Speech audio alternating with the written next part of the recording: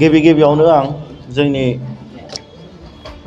बर'नि portal news मेडियानिसिम साबायखर बावहरनाय थाबाय। दिनैहाय जोङो 7 तारिख फेब्रुवारि 2022 आव जोङो बड'लेण्ड सिमेट्रि बेवहाय गोबां जोंनि भारतनि बर' लाइमोनफ्रा दिनै ज' जानानै गोबां जोंनि बर' हारिनि समायसाफोरनि सायाव जों सावरायदों। दा समायसाफोरनि सायाव सावरायनायनि गेजेरजों जोङो मोनसे समायसाखौ जों डिसिसन लादों दि जोङो दिनै जोंनि बर' हारिया दिनै गोबां खैफोद अलखदाव गोग्लैनानै दं।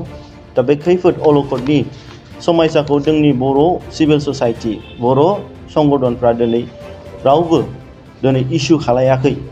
दिनैनि समाव दिनैहाय बे समायसाखौ जोङो बर' लाइमोनफ्रा बर' युथ्सफ्रा दिनै नायनानै थानो हायैयाव एबा बे जाथिनि समस्याया गाज्रिनिफ्राय गाज्रिसिन जाबोनो हमनायाव जोङो बर' लाइमोनफ्रा ज' जानानै जों मोनसे डिसिसन लादों।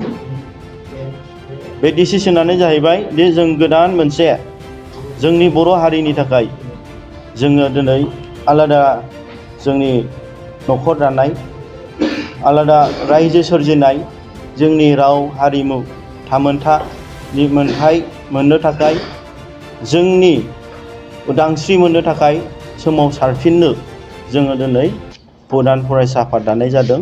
आरो बिनि मुंखौनो जोङो बर' नेशनेल स्टुडेन्टस इउनियन बर' माहारियारि फरायसा आफाद जों शर्टै बनसु लिरगोन। दा बेखौ जों जन्म होनाय जादों। दा बेवहाय जोङो सानदों एबा जोङो दिनै सिन्था खालामदों दि फैबाय थानाय समावहाय जि दानि थासारि, बे थासारिजों थाबाय थायोब्ला बर' हारिया बेसे गोजान आगान सुरनो हागोन। जोंहा गोबां समयसा बिटिआर एग्रिमेन्टनि उनावहाय जानानै थांबाय। दि जोंनि मेगनावनो दिनै सान्थि सुक्ति जानायनि उनावहाय बे सानै बर' लाइमोनफ्रा दिनै नंखाय भाबै साजायनानै आसाम पुलिसजों गावथारजाबाय। दा बिदिब्ला दिनै जोंनि गभर्नमेन्टआ आसाम गभर्नमेन्ट भारत गभर्नमेन्टआ जि सान्थि सुक्ति खालायनानैब्लाबो जोंनि जिउखौ दिनै बिथांमोना रैखाथि होनो हायाब्ला अब्ला जों दिनै आसामाव थानानै जों मा फिउचाराव इयुनाव जों सान्थि मोनो।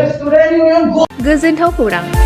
आसामाव थानाय बयनिख्रुइबो साबसिन सोलोंथाइ होग्रा मिरुफोरनि गेजेराव टेक बुस्टाराबो गंसे। क'क्राझार जिल्लानि सिङाव थानाय CST फिसारि मावख'नि साखाथियाव थानाय खारगावआव बे टेक बुस्टारा दङ। बेयाव बयनिख्रुइबो मोजांसिन सोलोंथाइ आरो नेम सोलिनाय गोग्गो थाखो खथानि सुबिदा दङ। सारा भारतनि गेजेराव सायख'जानाय बायदि सोलोंथाइजों सोमोन्दो थानाय फोरोंगिरिफोर दङ। टेक बुस्टाराव प्रफेशनेल, जार्नालिस्ट आरो टेकनिकेल कर्सफोरखौ होनाय जायो। 24 घन्टा रैखाथिनि थाखाय मोजां सुबिदा आरो टेक बुस्टारा नोंथांमोनखौ सौहैहोगोन नोंथांनि थांखिसिम। टेक बुस्टारा नोंथांनि सिमांखौ जाफुंसारनांगौनि थाखाय गांल' नङा, साहस आरो गोहोबो होगोन।